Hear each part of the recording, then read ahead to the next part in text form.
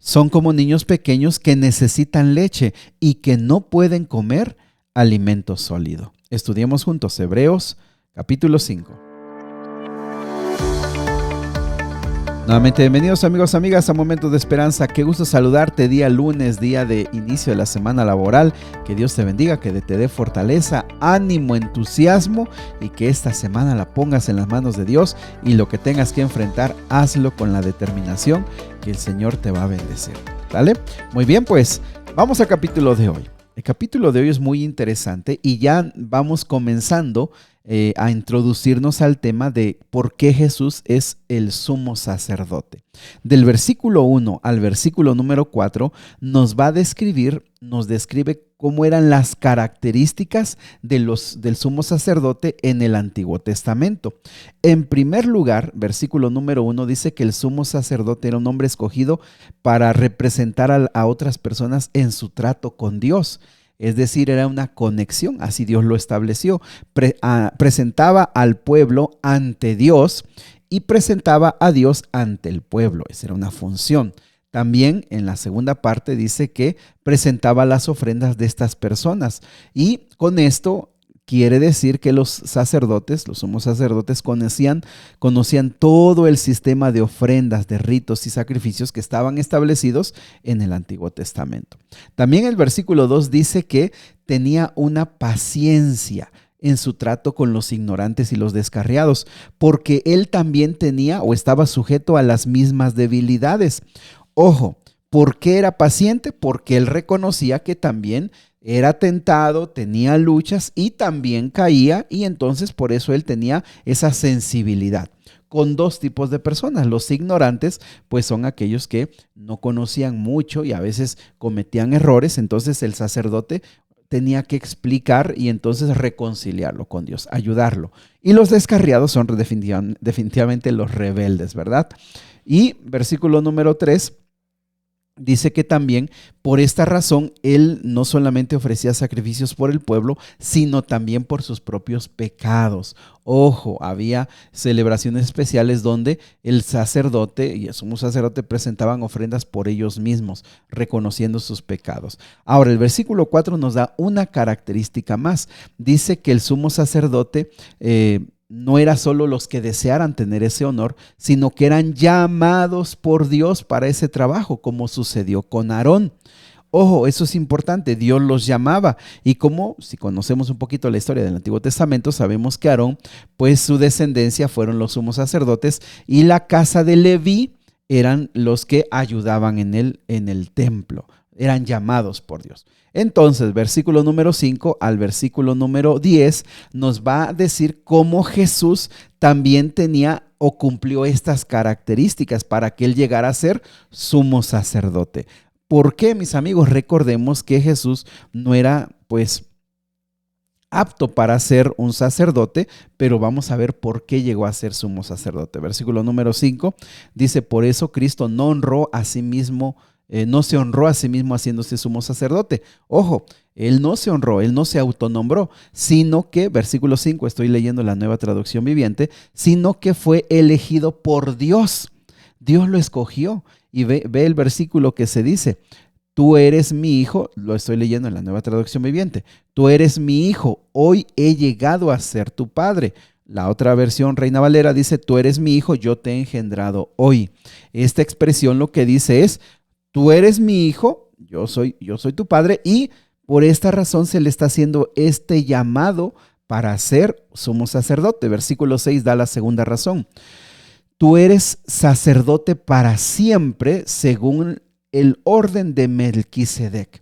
Esta expresión está diciendo que Jesús era según el orden, según la calidad, según la forma en la que Melquisedec llegó a ser sacerdote. Ahora, para entender quién era Melquisedec, pues tenemos que ir a la historia en el Antiguo Testamento, principalmente con Abraham.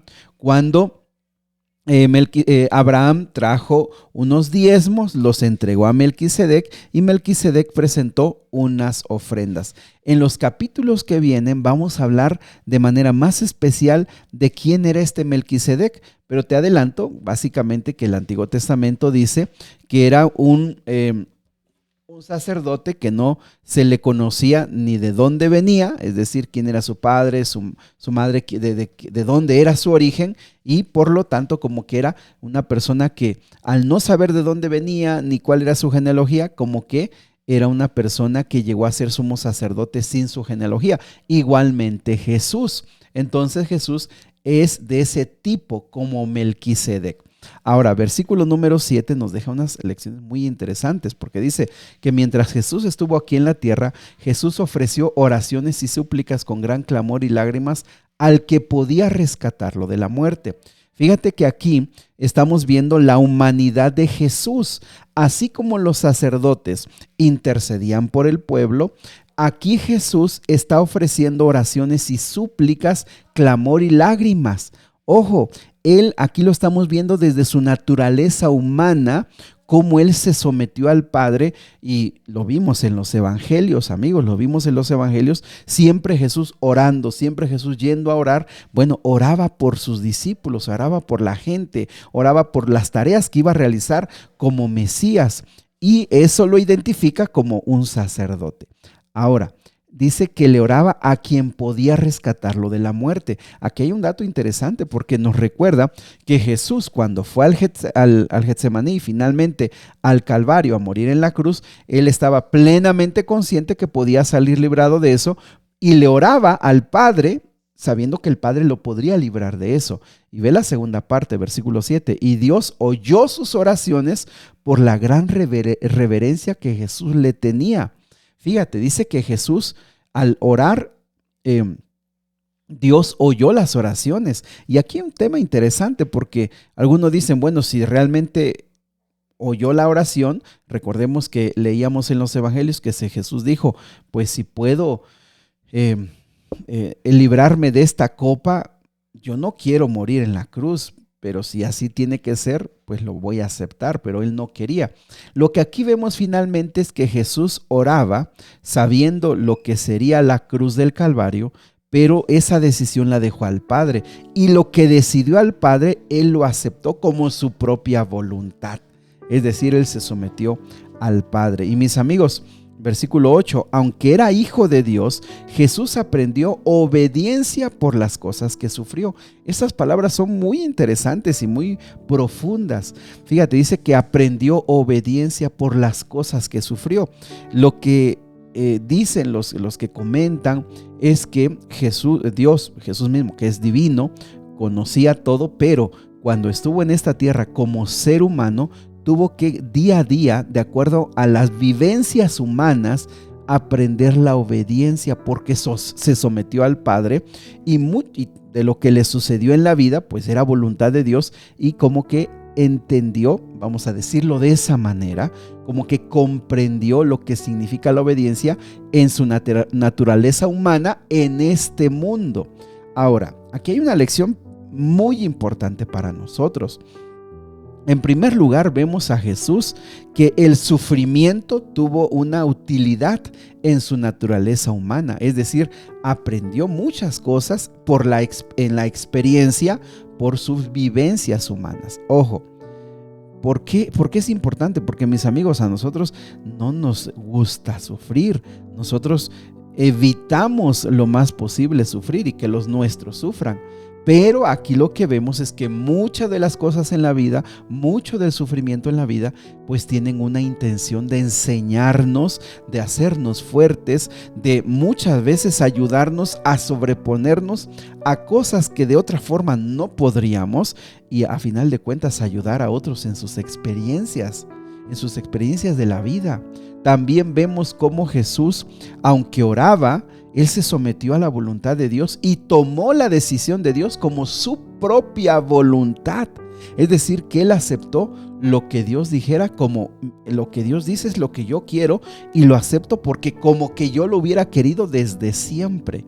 Y apreciados amigos, esto también es bien desafiante porque, como todos sabemos, si Dios nos da lo que queremos, decimos gloria a Dios, el Señor me oye. Pero si el Señor no te da lo que quieres, o al contrario te permite que sufras, uno dice: el Señor me ha abandonado, el Señor no sé qué planes tiene.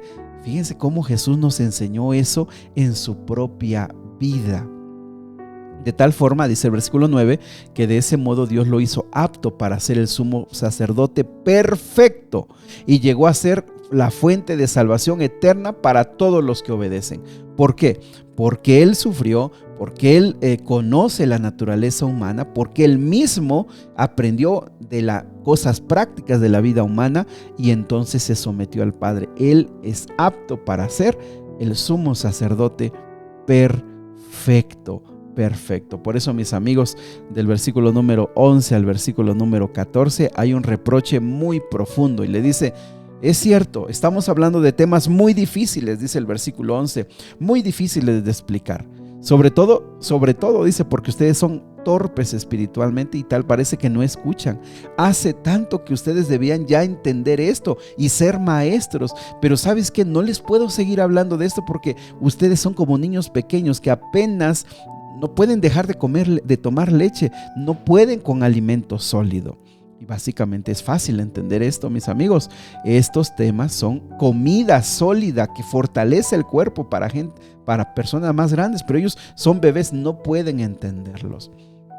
Y apreciados amigos, pues es claro para nosotros que muchas veces pasando tiempo en la iglesia, años en la iglesia, mucho no lo conocemos y no lo entendemos porque poco nos relacionamos con nuestro Padre, poco tenemos vivencias con Él, de tal manera que parece que el Señor por toda la vida nos sigue alimentando con leche porque nuestra capacidad espiritual todavía sigue siendo muy limitada. Querido Padre Celestial, aceptamos y reconocemos que quizá todavía nos falta mucho para entender cuestiones más profundas. Pero aquí estamos, Señor, delante de ti, abriendo tu palabra para pedirte, danos sabiduría, danos entendimiento, ayúdanos a comprender que parte de conocer y de crecer viene con el sufrimiento, viene con cuestiones que no nos gustan, pero que cuando pasan entendemos que nos hicieron crecer, madurar y ver más de cerca la realidad de tu existencia y de que tú estás con nosotros. Padre querido, por favor, donde tú nos tengas que llevar, solamente sosténnos, danos fuerza, Señor, danos valentía y, como hemos visto, ayúdanos a entrar en el reposo, a saber, Señor, que en ti podemos encontrar descanso, paz, esperanza y, a pesar de las adversidades de la vida, podamos aprender a estar confiados en ti. Te lo pedimos, Señor, en el nombre de Jesús. Amén. Que Dios te bendiga. Sigue abriendo tu corazón al Señor. El Señor quiere escucharte.